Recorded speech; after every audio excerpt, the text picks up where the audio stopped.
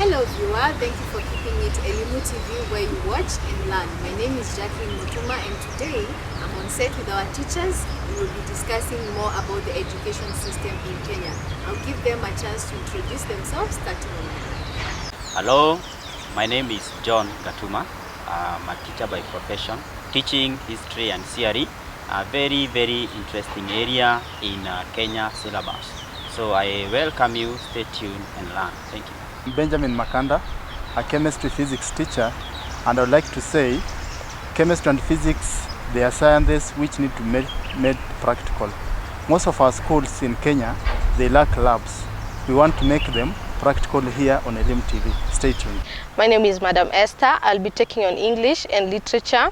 So English is a compulsory subject in Kenya. So join us here in Elimu TV. Thank you. I am Madam Abigail. I'll take you on geography and CRE. I urge you to tell your sisters, brothers who are still in school to watch Elimu so that they can watch and learn at Elimu TV. Thank you. Hamjambo. Wanasema kwamba mara nyingi ukipenda kusimuliwa utalagaiwa na mbio ya mgambo ina jambo ikilia. Kwa hivyo hapa pamelia mbio ya mgambo. Kwa hivyo moja kwa moja karibuni Elimu TV ambapo nitakuwa mwalimu wa lugha ya Kiswahili. Naam, katika lugha ya Kiswahili tujifunza katika vitengo vitatu vya lugha, kuna fasihi na vile kuna insha. Ila mpaka pale naomba tuandamane sako kwa bako.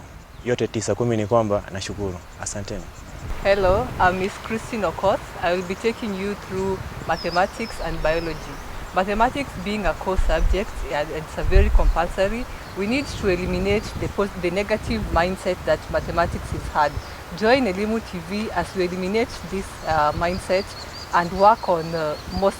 Thank you very much guys for finding time to be with us on set today. I want to remind my viewer back at home, you can join the conversation on our Facebook page at Elimu TV. You can tweet us at Elimu_KE. You can also call in using 0726842644 and I'm coming to you, Benjamin, and I would like for you to tell me, what can you say about the education system in Kenya in general? Thank you very much. I want to begin by first of all saying that the design and the structure of the education system in Kenya, the way it was designed and structured was good and is still good. The only loophole in the system is the implementation part of it. Yeah. What I mean about this is that the system has been sort of theoretical than practical, where a student or a child is taught on how to read and write, but is not being told, when you read and write, what's the meaning of this? What are you supposed to do with what you are reading or writing? Or you get, maybe in some cases we are teaching the system and they are telling you to draw a diagram of a trailer or a tractor, then you start asking yourself, of what important is this to your life?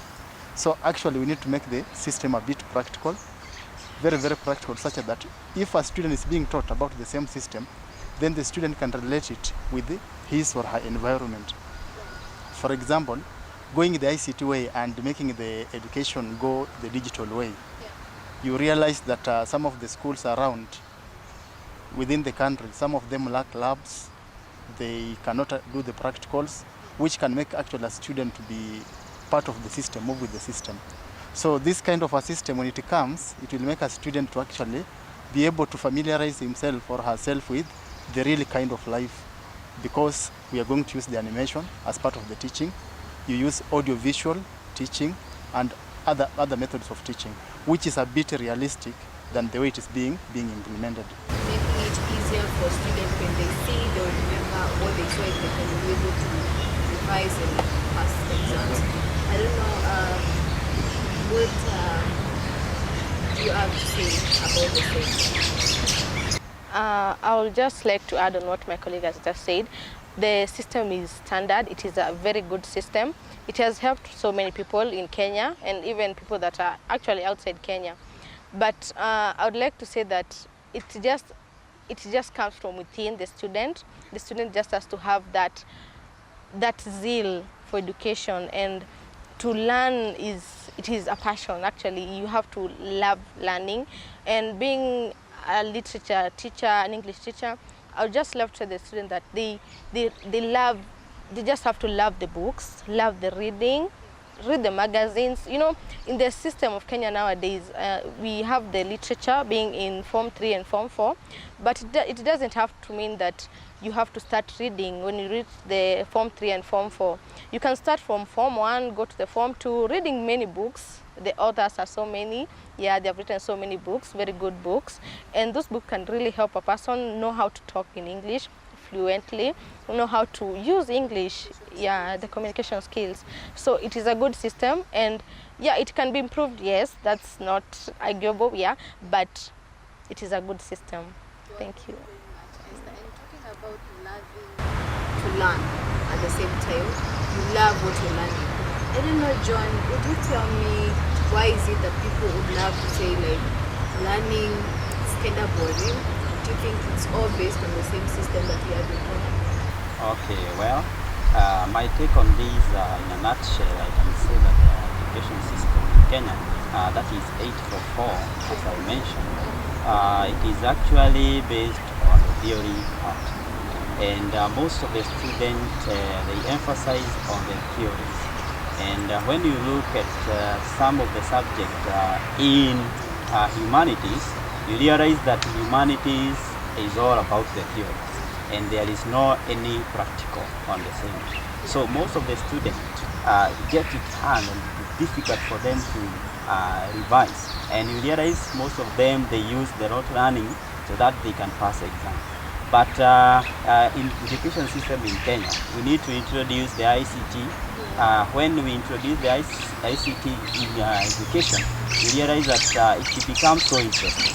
And a student, by looking at these pictures and these animations, they get to enjoy. It is very interesting for them, and therefore they understand well, and they are able to excel in an exam. Oh, thank you. Thank you so much for that insight about the education system, and I think now people have a better understanding of the same, like why things run the way they are happening. Thank you very much. I want to remind my viewer back at home, you can join the conversation on our Facebook page, Elimu TV. You can tweet us at Elimu_KD. You can call in at 0726 862644 and keep the conversation going. We'll be back after this show.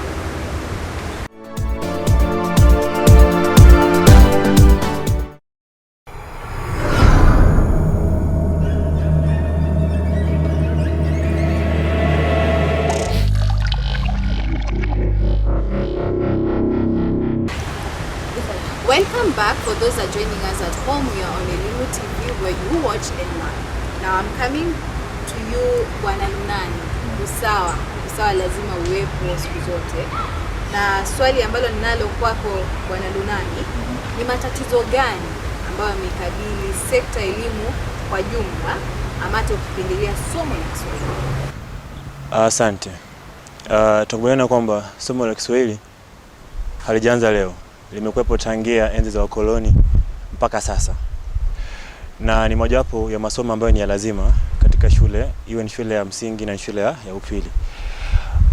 Nikizungumzia ukizingatia Kiswahili kwamba kina matatizo chungu nzima, kwa sababu kwanza wale ambao wanazungumza Kiswahili wanazungumza tu bora wamezungumza, hazungumzi Kiswahili bora, anazungumza bora amezungumza Kiswahili.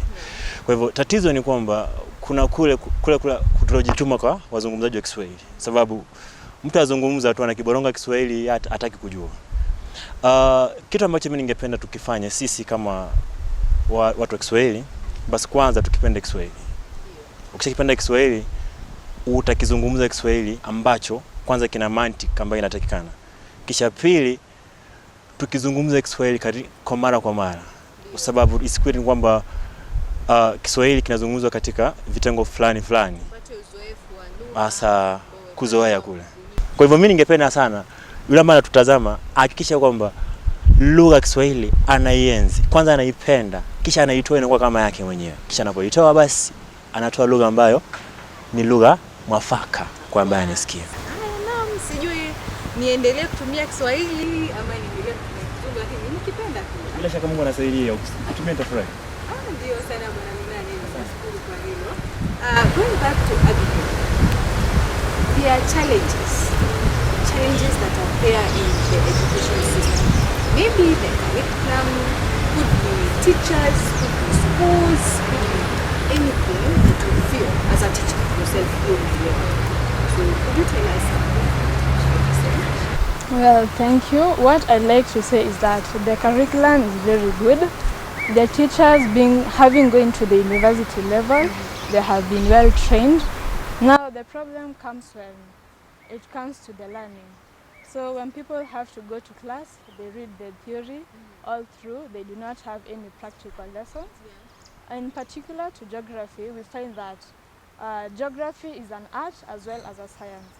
So people tend to concentrate on the art part and leave the science part that includes going to visit the sites, the rocks, you have minerals, and this has made a lot of people, when they choose geography in Form 2, we find that the level at which people enroll to geography is very little.